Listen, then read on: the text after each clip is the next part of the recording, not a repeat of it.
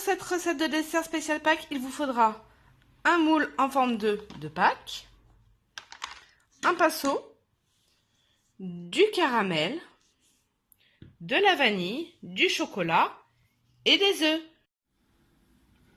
Donc voilà, j'ai fait fondre mon chocolat au lait vraiment comme ça, sans rien ajouter au micro-ondes directement. Je vais rajouter maintenant quelques pépites de chocolat afin de le rendre un peu plus compact. Alors pour cela, en fait, le chocolat va juste fondre grâce à la chaleur du chocolat déjà fondu et du bol, ce qui va vraiment nous aider à rendre le chocolat un peu plus compact. Il ne faut pas hésiter à bien tourner, il faut vraiment plus qu'il y ait de petites pépites visibles. Voilà, donc j'ai bien tourné 5 minutes afin de rendre un chocolat bien lisse, sans aucune petite pépite. Il ne me reste plus qu'à tapisser tous les petits œufs. Voilà, donc ne pas hésiter à... Alors, ils font comme ça sur les tutos que j'ai pu voir. Donc, ma foi, essayons. Visiblement, il ne faut pas hésiter pour la première couche à en mettre une couche bien généreuse.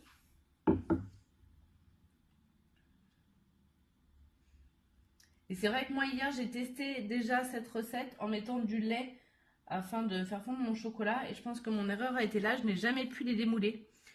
Donc du coup, là, vraiment essayer de mettre le chocolat tel que au micro-ondes. Et c'est vrai que la texture déjà est beaucoup plus... Enfin, beaucoup plus épaisse, plus dense que hier. Donc je pense que je suis sur la bonne voie pour y arriver. Voilà, donc une fois cette opération faite, j'ai garni vraiment bien généreusement tous mes moules. Et là, maintenant, je vais aller le laisser reposer au frigo environ une demi-heure. Donc, nous revoici pour le démoulage. Et je vous avoue que j'ai mis 3 couches tellement je pense que ça n'a pas pris. Alors, on va tester ça de suite.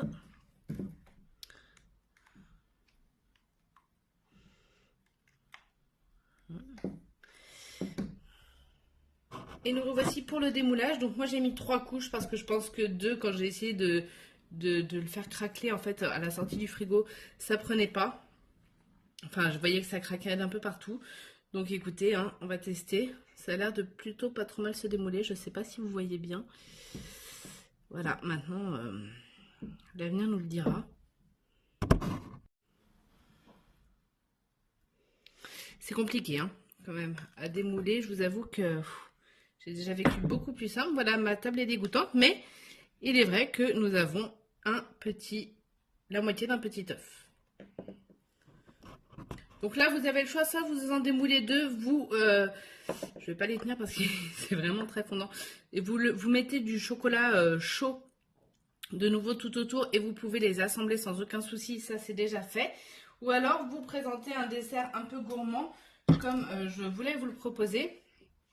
Donc moi je pensais faire une salade de fraises qui est un peu le fruit de saison, un peu comme ça, vous voyez, avec de la crème chantilly à l'intérieur, un petit peu de caramel. Oui, alors le caramel veut plus se démouler, je ne comprends pas pourquoi. Et donc voilà, ce dessert est maintenant terminé. Vous, je ne sais pas ce que vous en pensez. Moi, je trouve qu'il est plutôt réussi. Il fait bien Pâques et il fait bien gourmand à l'intérieur.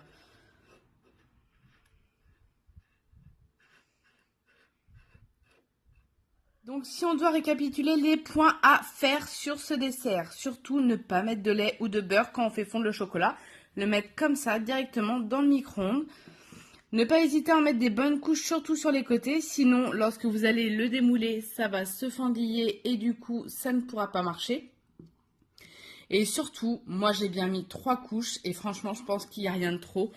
Voilà, pour être sûr du premier coup, si vous avez qu'un seul dessert, si vous n'avez pas fait 2 desserts, dont un en réserve, je pense vraiment que c'est ce qu'il faut faire parce que sinon, c'est vraiment risqué.